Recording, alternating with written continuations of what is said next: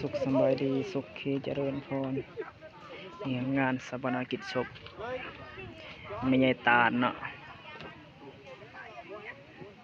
สาปนกิจ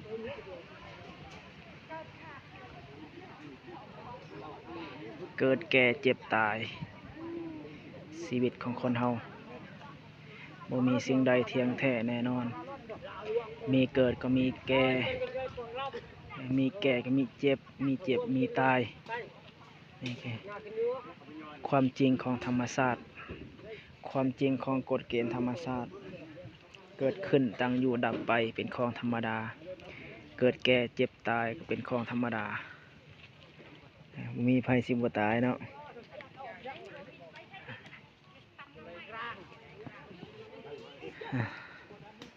ยอมมันลงปันดาวไปกี่เรื่องมันลงปันดาวไปกี่เรื่องมันเดี๋ยวจะมาหนูแล้วมันลงปันดาวเลยนะ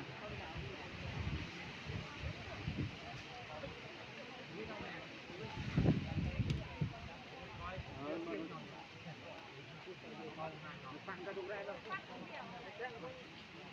ปัจจุบันได้เล็บอะไร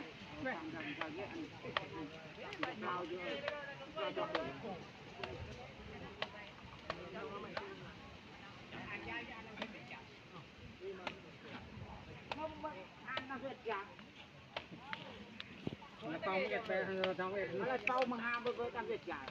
ยาเนี่ยขึ้นเยอะอะไรเป่าเด็ดใหญ่คือว่าเคยเจอเยอะการเด็ดเป่าเลยนะเป่าไปก็ทำเลย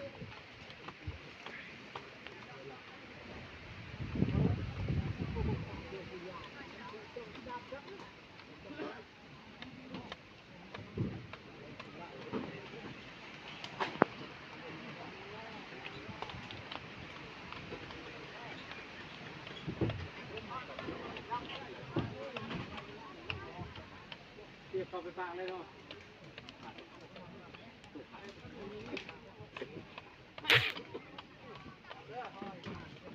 นุ่ม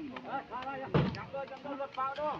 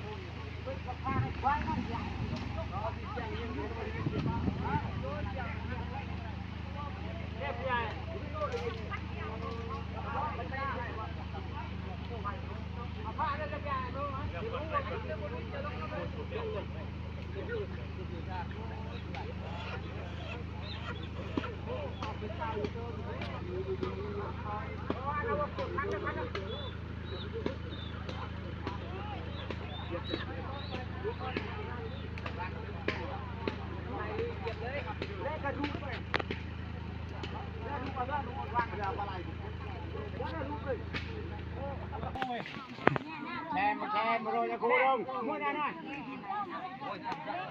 หดกันเนี่ยนี่นะรู้รถอ้าวติ๊กรู้ละหด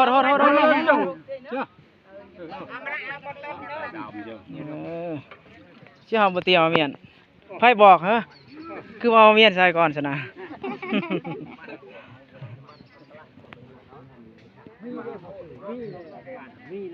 มียังมีใช่หนูแต่ว่ามาช่างว่าเอาหนูอยู่เมืองมาขายนะหนูอยู่ในทอด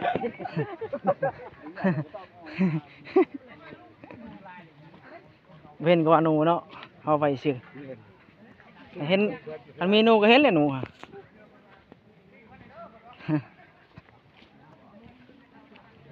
ย่างไม่ใหญ่นี่ฮะ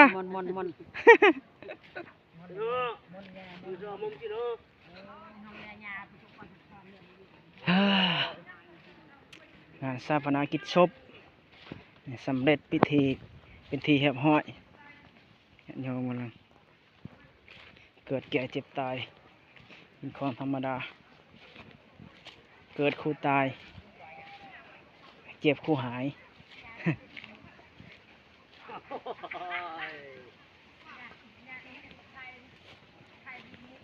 เดี๋ยวอีตอกถ่ายหมด สำเร็จนี่ก็เป็นอยู่ในปราสาทเลยเนาะ